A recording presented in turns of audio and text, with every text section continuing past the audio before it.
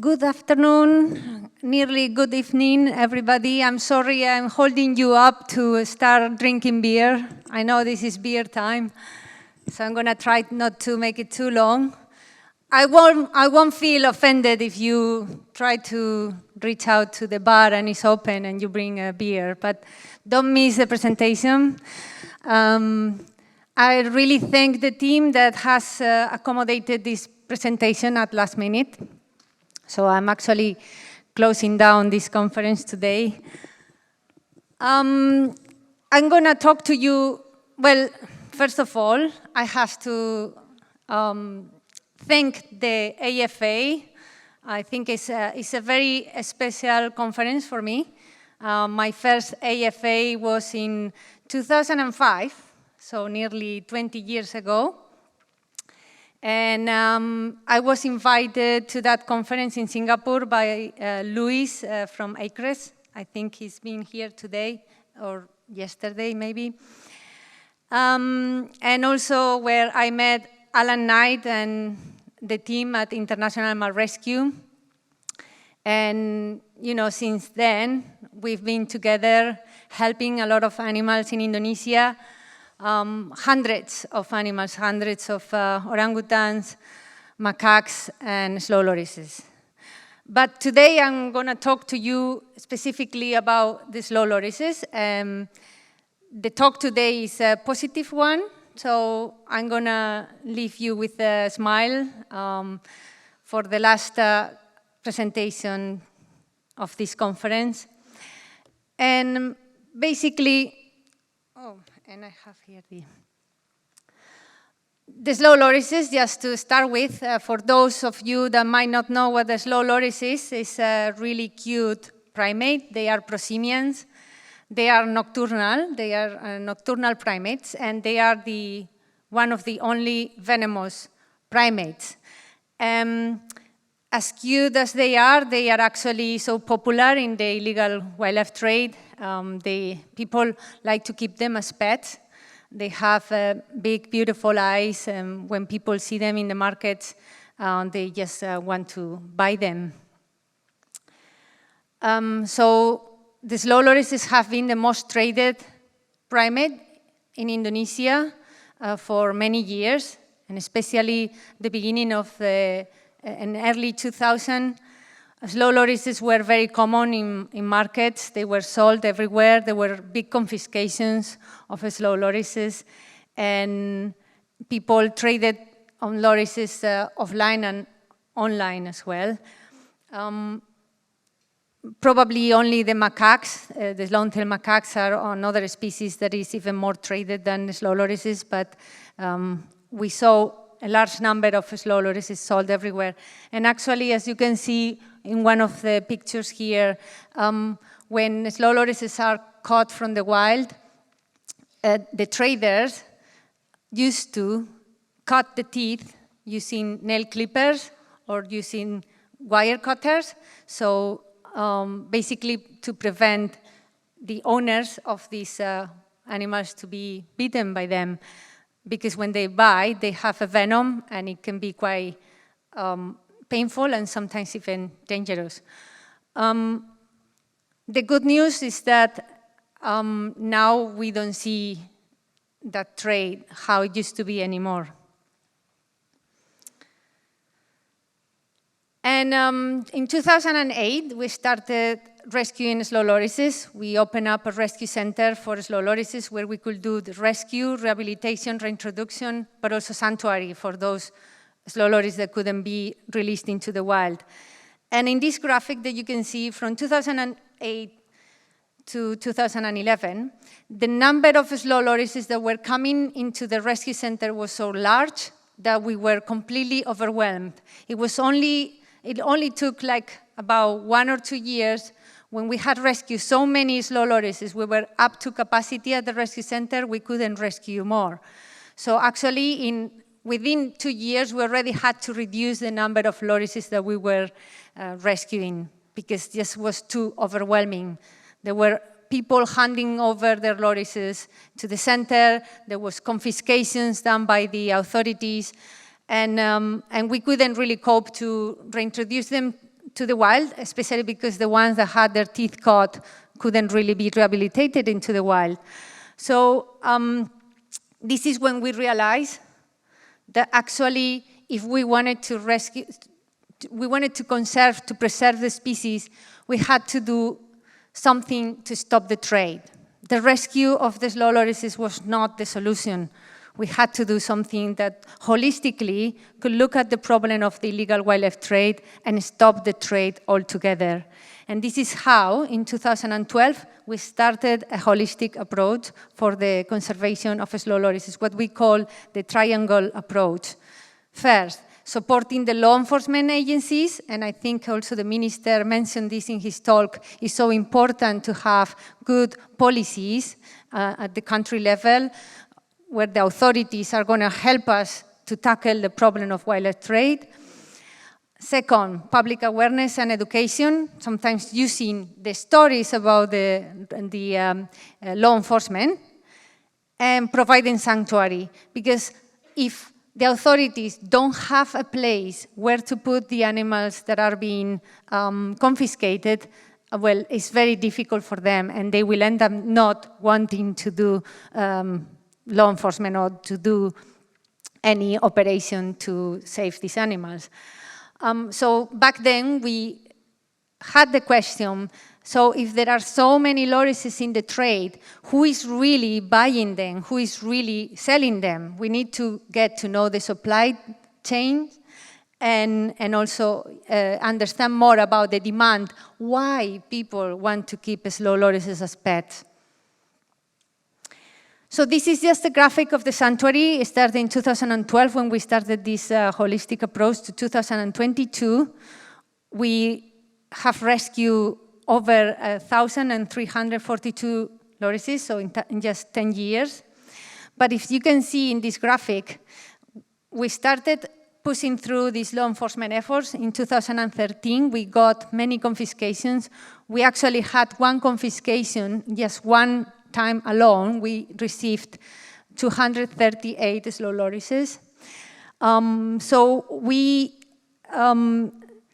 started seeing more confiscations, more law enforcement. And then by 2019, we started seeing that the slow lorises that we were receiving weren't anymore from confiscations. They weren't coming also from the pet trade or from people that were handing them over.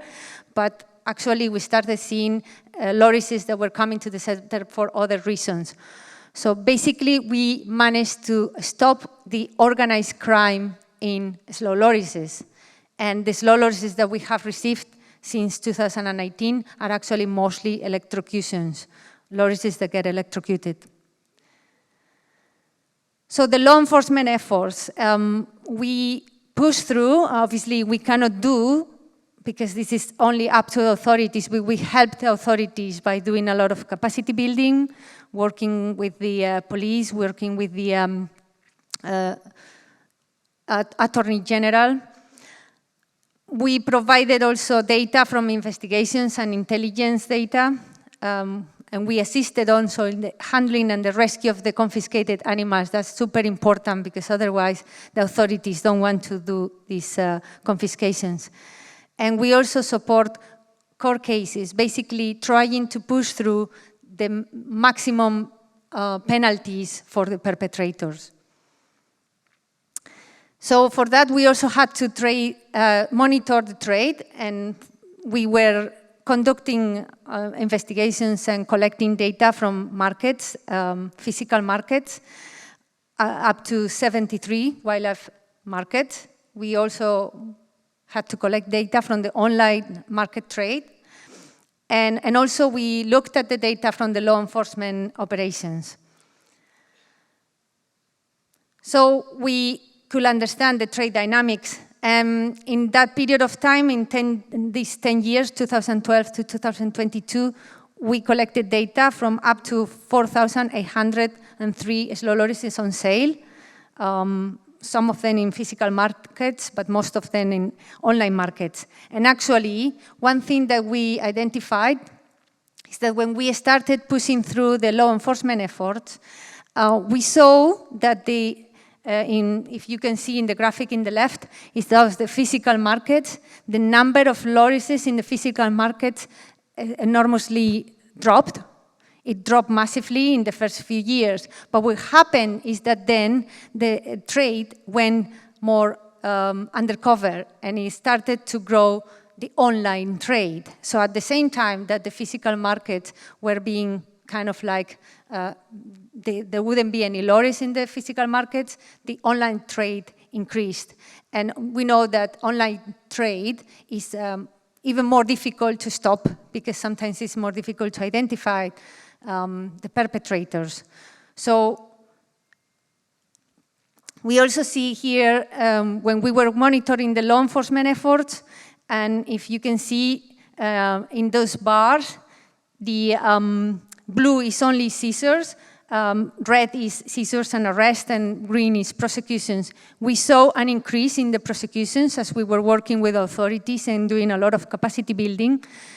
And actually, we collected information on 111 law enforcement cases, that involves slow lorries in that period. And we also managed to push through the biggest penalty for somebody trading in slow lorries, which it was 36 months in prison. So we can see here how the law enforcement actually had a deterrent effect in the wildlife trade in slow lorries. And we can see how the number of court cases was increasing, as well as the number of slow lorries sold in markets or online were decreasing to a minimum in 2022. We also saw that we had to understand also who were the traders, and one thing that we managed to identify is that as we put pressure on the more organized crime, those that were at the mid-level traders, distributors, and we managed to do a lot of confiscations and basically take them away from the trade. We had a number of people that were actually pet owners that were starting to sell their own pets. So there was also a shift in the perpetrators that we were identifying because of the efforts that we were putting on the law enforcement. And we actually compared our data looking at other species, whether this is something that was happening across all of the species, but we actually saw that the effect was only on the slow lorries because we were targeting specifically all of our holistic approach to tackle the trade in slow lorries. But the law enforcement efforts cannot be successful if they are not accompanied by proper media and awareness campaign. This is actually how we managed to also stop the online trade. And this is a social media discourse analysis that we conducted at the beginning of the program, before we started the holistic efforts, how the main words that came out when we did this discourse analysis were people that wanting to keep slow lorries as pets. We also saw that the media reacted quite massively to news on confiscations. So when we put out news on confiscations of slow lorries, there was a lot of attention from the media. And actually, we could reach out to all of these groups of people that were selling lorries online. It was getting to them the news that people had been arrested for selling slow lorries, and that was very, very effective in making them think about what they were doing, because they knew that they could also be arrested. And we also monitor the public perception, not only the perpetrators, but also those people out there. We push through to get more positive content on slow lorries. When at the beginning of our efforts, most of the news on slow lorries were negative, we started pushing for more positive news and increased the content talking about the importance of the conservation and preservation of slow lorries. And this is how the conversation changed. And we saw that when at the beginning people were talking about lorries, feeling that they wanted to keep them as pets, at the end of the campaign, we saw that actually people were talking about lorries, Kuching is lorries in Indonesia, to save them and to protect them. So, conclusions. It is possible to reduce the illegal wildlife trade only if we have a multi-phase approach. Law enforcement is very important, is key, but alone cannot stop the trade. Media and awareness are very important in reducing this slow lorries trade. More research is needed. We always need to find out what more trends, new trends, and actually what we are seeing now, there is a new generation. Now we passed to the generation Z, and we are seeing again now, as we speak, an increase in lorries being sold in online platforms. It's not organized crime, but we believe that they are the new generation of people that haven't been reached out through our media and campaign efforts back then, a few years ago. So we have to start changing our media strategies, how to reach out to the younger generations.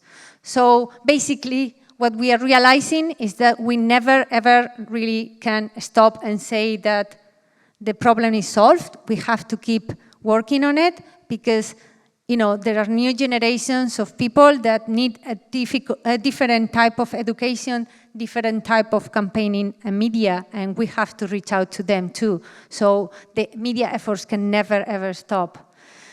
Collaboration is super important. This is not something that anybody can do on their own. Also, the role of rescue centers is really important, is crucial to push through law enforcement efforts.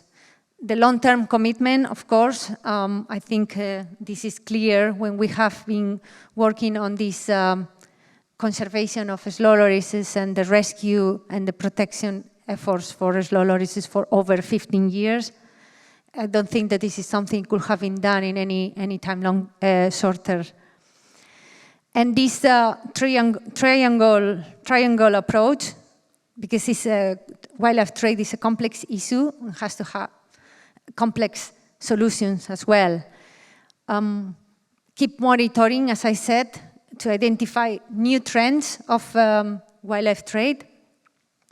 Continue vigilant and make sure that all the efforts that we've put there, all the efforts that we have made to really stop the rescue of slow lorries, as today we have hardly any rescues, that it won't be reversed again and we'll have to go back to rescue slow lorries like back in the days.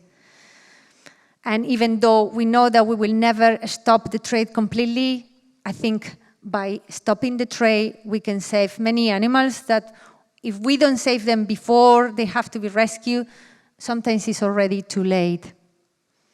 And thank you, everybody. I want to thank specifically to all of our partners and donors and people that contribute to our work, especially thanks to my team. The presentation is, I'm giving this presentation, but it's actually the work of not only myself, but the whole team, as well as thanks to International Rescue that is always being there with us for the last 15 years or more.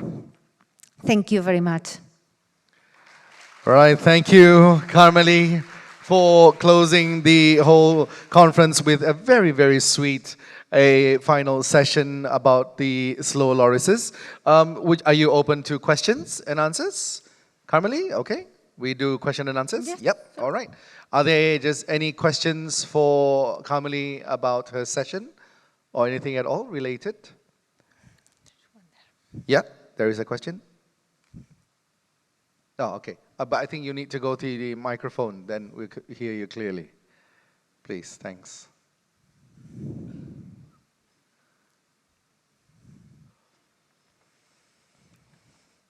Oop. Okay, any sound? No? Oops. Sound. Okay, yep.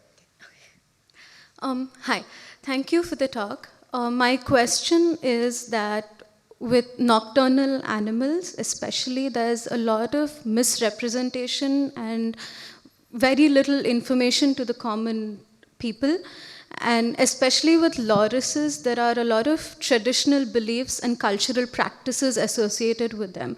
So how does that factor into addressing the trade per se? Because the more we educate, the more there's awareness, the trade goes deeper, is what I have observed through my work. So how do we address it, and how does it factor in? So the fact that they are nocturnal animals and that they are very popular in the traditions and stuff, is this what you mean? Like mystical animals and so on? Yeah, they're used in sacrificial rituals and medicinal beliefs. Well, you know, that's correct. It's the same in Indonesia, although in each area, in each region, it's a different belief. So while for some people, killing them is something honorable, for also some communities, and actually here in Kalimantan, in West Kalimantan, not far away from where we are in Sarawak now, the belief is that they are animals that can give you bad luck, so you wouldn't get close to them, so then you wouldn't even touch them. So that's a good thing for them, because then, you know, there's hardly any trade. But we don't see that these beliefs are a major problem in their conservation. It's actually more like the new trends of people in the cities that don't know anything about traditions are just using these animals as pets. So I don't think that, I mean, of course, you know, there is an element of, you know, animals, and in this case, slow lorises being used for mystic, you know, I mean, there's also rituals and stuff like that, and we also identify those things in Indonesia, but it's very, very small. It's not in large scale as the wildlife trade, where we are talking about thousands of animals being taken away from the forest to be put in cages and be sold as pets.